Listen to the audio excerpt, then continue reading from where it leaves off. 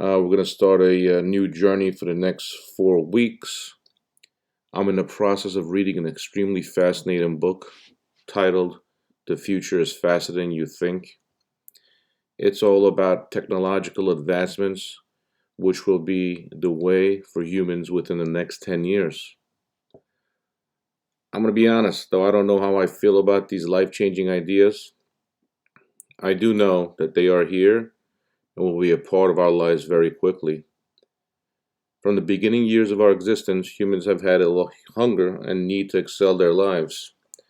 Just think 220 years ago, or 200 years ago, during the 1800s, railroads were made, and it made it possible for people to go from New York to California in 4 days.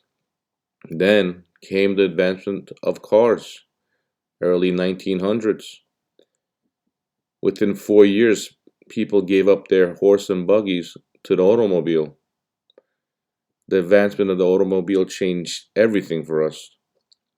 It forced us to build roads. It allowed us to live further from our work. It allowed us the freedom to get into our cars and go places and see people. In the coming decade, we are going to experience unbelievable technological advancement. Most of these technologies have been around for a few decades, but like anything else, it takes a long time for these mind-blowing ideas to reach the everyday lives of humans. In the next few weeks, we are going to talk about the changes we will see in the world we live in. The first advancement we are going to discuss are flying cars. Here's a little picture of the flying car. Believe it or not, right now, there are dozens of companies who are manufacturing and selling flying cars today.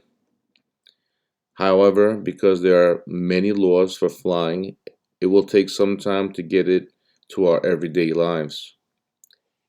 Within the next 10 years, just think about this, within the next 10 years, you'll be able to open the Uber app and order a ride to a heliport where an Uber flying car will be waiting for you and three guests to take you to wherever you want to go at a very reasonable price.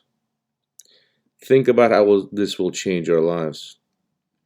For starters, it will cut down on traffic.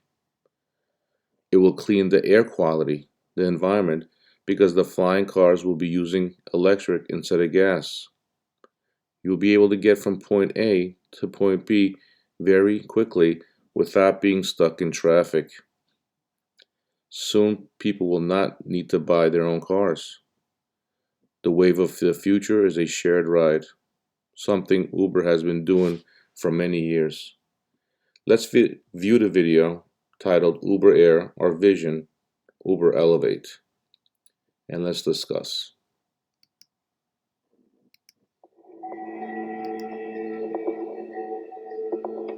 Uber's mission is to ignite opportunity by setting the world in motion. We're making a transition from being a company that's all about ride sharing to a company that's a platform for all different types of transportation. One of those is air. We're living in cities where people live in 3 dimensions in skyscrapers, they work in 3 dimensions in skyscrapers, and you have a transportation grid that's in. Look at the top of those buildings. That's where the heliports are going to be. That's where the flying cars are going to land. 2 dimensions. That transportation grid will not be able to keep up with 3-dimensional life, and that's what Elevate is about. Electric vertical takeoff and landing aircraft are really the key to doing what we've wanted to do for many years, and that is be able to overcome the gridlock that's on the ground in the cities. Skyscrapers change cities by taking advantage of the space above cities. Urban aviation will do the same, and in the process, it will reduce congestion on the ground and make our cities feel more open and more accessible for everyone. So less traffic means you're going to have a sense of more room, which is a good thing. Who needs to be sitting in traffic? I mean, I'm just saying. Aerial ride sharing is about combining eVTOL technology, which provides affordable, clean, efficient, and quiet vertical takeoff and landing flight, combining that with the ride sharing platform that Uber has built to get high utilization and load factor into those aircraft. You would still have those existing ground transportation options, but we would supplement some of the most congested routes in the city with a flight portion. Let's say a car or a bike or some other form of transport takes you to what we call our skyports. You would then fly 5 or 10 minutes over the most congested part of your journey. And when you landed, there would be another form of transportation to take you to your final destination. In-house, we're building software capabilities that will enable safe operations of vehicles in our network. And then we're looking outside for world-class partnerships with aviation companies who are building the aircraft. We're developing requirements for our vehicle partners so that they can know how best to design these aircraft to meet the services and needs that our customers have. Aircraft will be taking off and landing in very densely populated, concentrated cities. Now, I want you guys to understand, this is not a helicopter. This doesn't have a very loud blade. Helicopters are very dangerous. This is not a helicopter. It's almost like a larger version of a drone. Places where real estate's pretty scarce. To be able to do this, we're partnering with some of the world's best real estate owners, developers, and operators to be able to unlock new capacity for taking off and landing aircraft across our city. Now, those students who watch the 1960s cartoon The Jetsons, doesn't that look like the future? Doesn't that look like the Jetsons? There's a lot that has to happen collaboratively with both the Federal Aviation Administration and our international regulators worldwide. These are the laws I was talking about. There's a lot of laws that they have to go through. But it's going to happen, and it's going to happen very quickly. Additionally, community acceptance is absolutely key to getting this product up and running, which means working with the community and working with local stakeholders from day one. Cities are concerned about congestion and air pollution. Uber is addressing that in a lot of different ways. One of the ways that Uber is doing this is looking at electrification of cities. And if we're going to create a fleet of aircraft, we have to go all electric. At Uber, we're not only providing a marketplace for millions of riders, we're also working with local and federal governments to build out a network operations center and air traffic management systems to make these flights practical and safe. This is a whole new transportation system that's being designed from scratch. In 15 to 30 years, cities are going to have so many new degrees of freedom for them to grow while we're remaining incredibly productive. It's going to change everything. You're going to be able to work very far, live very far from work, and will be able to get to work quicker than if you would get into your car and sit in traffic. So from my situation, my commute, which usually takes an hour and a half from Long Island to Mount Vernon, I can probably get to Mount Vernon in about 25 minutes, probably less, with the technology that we have right now. In the near future, that'll probably be cut down to 15 minutes.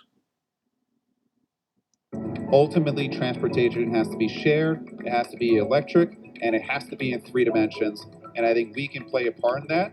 And I think there are going to be plenty of cities around the world that said, yep, I want that.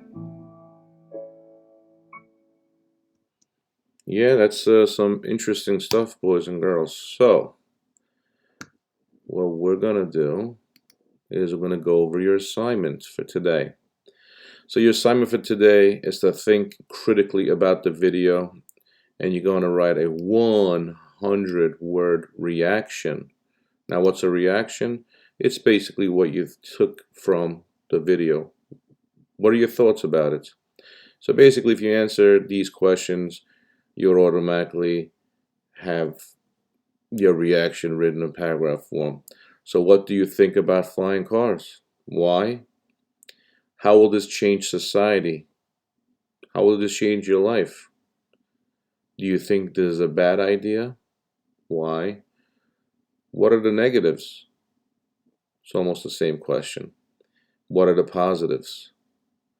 Now I want you guys to understand that you're going to high school very soon, and you need to concentrate on your grammar. You need to capitalize the first letter of a sentence. You need to capitalize the first, oh, I misspelled that. I like that. I misspelled that. Capitalize the first letter of your sentence. And look what I did after the sentence. I put a punctuation mark. Oh my God, look at that, a period. So you capitalize the first letter, then you put a punctuation. I use the period to finish your sentence. Now, I want you guys to understand. No I. If you're using it as a pronoun, this is no good. You need to capitalize your I. All right?